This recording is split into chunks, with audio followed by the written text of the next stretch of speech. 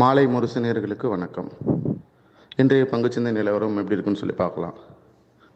Nifty 21,500 அந்த ரெசிஸ்டன்ஸில் தொடர்ந்து ஒரு 2-3 நாளாக கன்சால்டேட் ஆகிட்டே இருந்தது.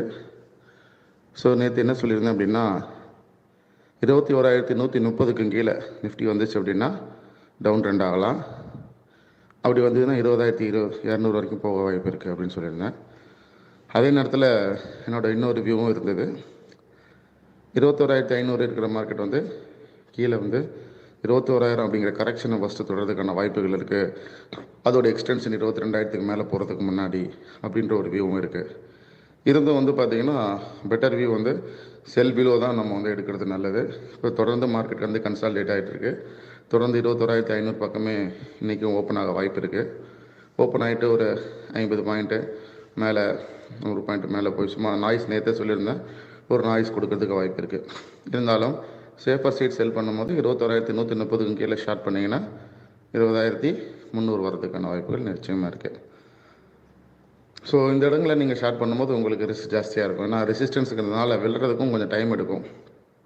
யாராவது வீக்லி எக்ஸ்பைரியில் 21,500 புட்டை வந்து செல் பண்ணியிருந்தாங்கன்னா, பை பண்ணியிருந்தாங்கன்னா கீழே வரும்னு சொல்லிட்டு அவங்களால வந்து ப்ராஃபிட் பண்ணியிருக்க முடியாது. ஏன்னா மார்க்கெட் இங்கே கன்சால்டேட் ஆகிட்டே இருக்குது. ஆல்மோஸ்ட் நாளைக்கு வந்து எக்ஸ்பைரி ஆகுது நிஃப்டிக்கு.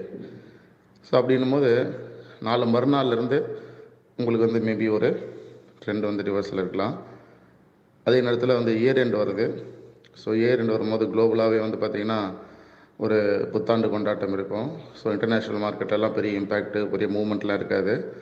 ஸோ யூஎஸ் மார்க்கெட் ரொம்ப டல் அடிக்கும். ஸோ அதே நேரத்தில் நம்ம ஊரும் அதே மாதிரி கொஞ்சம் ஸ்லோவாக இருக்கிறதுக்கான வாய்ப்புகளும் இருக்குது.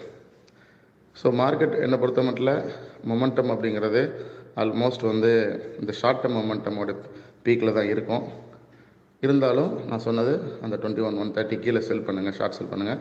அன்டில் நீங்கள் இந்த புட்டு போகிறதோ ஷார்ட்டாக எதிர்பார்க்குறதோ பண்ணாமல் இருந்தது நல்லது. ஸோ மார்க்கெட்டோடைய ரெசிஸ்டன்ஸ் அப்படிங்கிறது எதிர்பார்க்கக்கூடியது ஃபிபனாச்சி ரெசிஸ்டன்ஸ் சொல்லுவோம். அதாவது லாங் டேர்ம் ரெசிஸ்டன்ஸ் வந்து பார்த்திங்கன்னா இலியாட் வேவ் அதெல்லாம் சொல்லுவோம். அதெல்லாம் யூஸ் பண்ணி பார்க்கும்போது 22,600 வரைக்கும் நிஃப்டி வந்து மேலே போகிறதுக்கான வாய்ப்புகள் வந்து லாங் டேர்முக்கு இருக்குது. ஸோ ஆல்ரெடி நான் ஏற்கனவே பல முறை நான் வந்து சொல்லியிருப்பேன், 18,700 ஒரு டார்கெட், 22,600 ஒரு டார்கெட்னு அது செகண்ட் டார்கெட்டை நோக்கி மார்க்கெட் பயணம் பண்ணுது. நன்றி, வணக்கம்.